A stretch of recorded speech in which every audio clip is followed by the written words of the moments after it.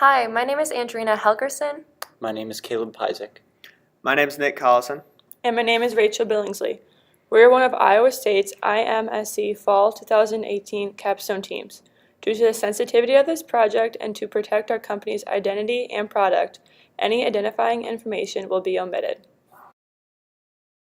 The metal fabrication plant has been outsourcing a part for $75 per part. From this supplier, about 19.5% of the parts received had to be scrapped. For this project, the team looked to bring the process of making Part A in-house for $52 a part, a 30% reduction, as well as reducing the scrap rate from 2%, a 90% reduction. We have broken down our project into the following categories. To determine the severity of the defect rate for the current state, the team conducted a defect analysis. 41 parts were observed. We found 10% of the defects were associated with scratches, 7% from off-center welding, and 2% from bent parts.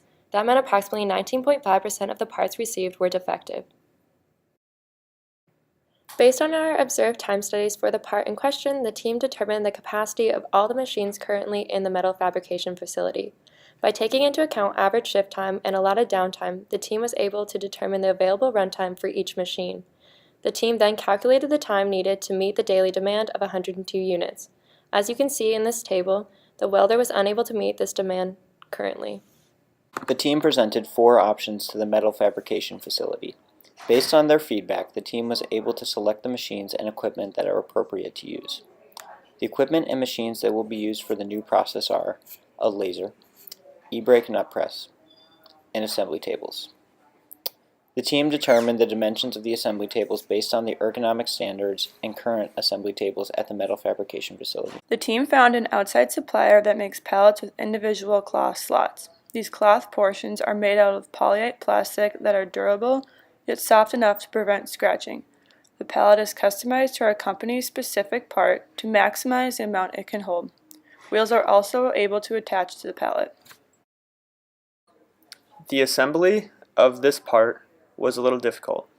To aid in this assembly, we created a fixture that would reduce assembly time, align the parts, hold nuts during the assembly, and aid in a quicker changeover by using dowels in the plastic blocks that are shown in the picture above.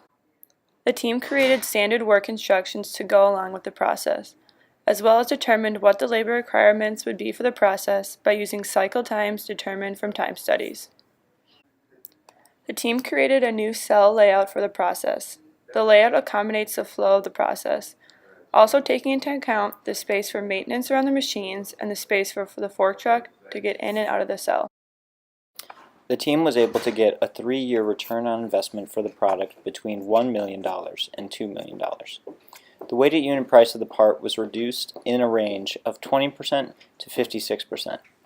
The initial investment will break even in 21 days to go back to what was initially invested into the project.